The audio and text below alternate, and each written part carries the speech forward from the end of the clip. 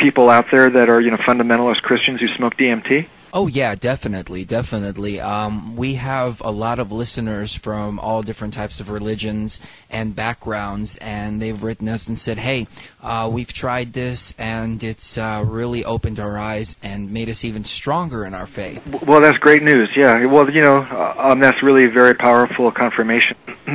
Well, so we come from the West, as opposed to the East. So we aren't Buddhists. Our special book, the sacred book is the Bible. It isn't the Vedas or the Sutras.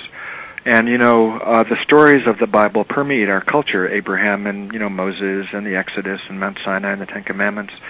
Quite a few people rebel against all of those ideas and concepts and stories, but, they kind of permeate us, permeate our essence and our soul and our minds and our culture. They're everywhere. So I think if we can dispense with our, kind of negative emotional reactions, if we could view Scripture through a psychedelic lens, it would really open up an incredibly powerful field of study and investigation and inquiry and all kinds of very interesting things.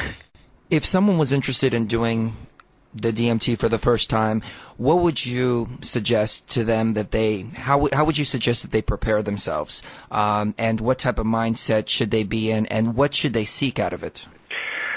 A good place to start is to learn as much about DMT as you can.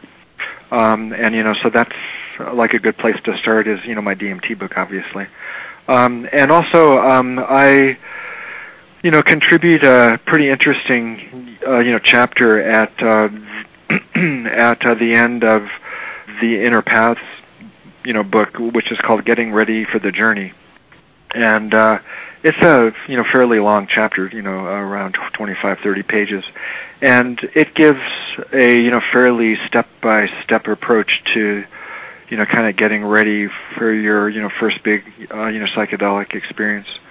Do your therapy, do your meditation, learn what you can, get your body in shape, get your mind in shape, think about if you're going to do it alone or with a friend or in a group. Set and setting, right? Yeah, the set and the setting issues are extremely crucial. Yeah, so I kind of articulate it and explicate and, expand on, the varieties of, the issues that are that accompany the whole concept of, set and setting. And you refer to it as a spirit molecule and not a drug. I know you go into detail about it in DMT, the spirit molecule, but can you expand a little bit on that? On describing DMT as a spirit molecule? Well, yeah, like how did you come up with that particular phrase? Oh, how did I come up with that? Well, yeah, I just, kind of spent a lot of time, thinking what to call my book. What? It just, kind of sprung into my mind, but it sprung into my mind after quite a bit of, hard thinking about it. It's a molecule. That's, kind of a neutral term. It isn't a drug. It isn't, sacrament. It isn't a psychedelic. It's a molecule, plain and simple. Spirit, I suppose I referred to spirit at the time as, kind of immaterial or, non-corporeal or incorporeal, kind of non-physical. Right. That was, kind of, my understanding of spiritual at the time. So DMT, is a molecule that,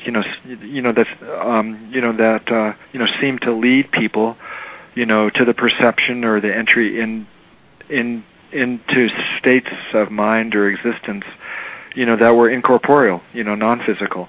All of these, beings and landscapes that people encountered were comprised of light, not of matter. So it, seemed to me, that this, was a molecule, that allowed, people, to access spiritual, levels of reality, for lack of a better term at the time anyway. And would you say it's like a lubricant for the soul? Wasn't that in your book? A lubricant? No, I don't think I refer to it as a lubricant. More like, kind of a little scout or like a tugboat or like a ferry or, like... okay.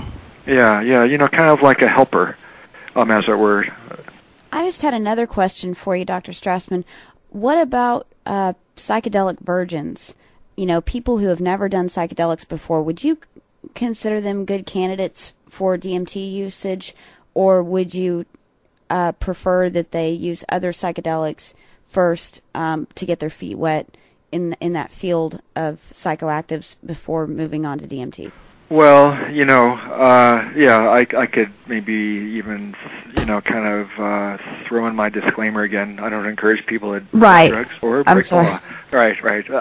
But still, people do. And, I suppose, if one is going to start doing mind-altering, substances, just start with, things that aren't that strong at small doses, and then just kind of, and then over time, you can build up, gradually to, stronger things at, bigger doses. DMT is not for spiritual or, psychedelic children. It can really kind of rattle your cage. So, I would be, I wouldn't encourage anybody to start off with that for sure.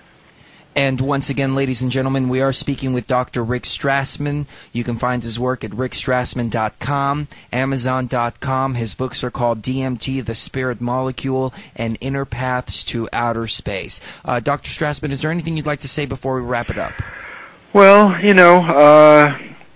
it's a big, mysterious world out there. And, these, drugs can open, doorways to, certain aspects that are otherwise closed to most of us most of the time. So, they tend to raise more questions than they answer. But, be safe is the main recommendation I always give people. And I cannot agree with that more. Ladies and gentlemen, that has been Dr. Rick Strassman, and sir, you be safe too on your journeys. We hope to have you back on the show, whenever you finish up with the new book, because we want to know all about it. It's been an honor and a pleasure to have you on the show, and we really appreciate it. You have a wonderful night. Bye, Dr. Strassman. Bye-bye. And once again, ladies and gentlemen, this is Truth Frequency with Chris Geo and Socio Student. We were speaking with Dr. Rick Strassman. Once again, his work is DMT, The Spirit Molecule, and Inner Paths to Outer Space.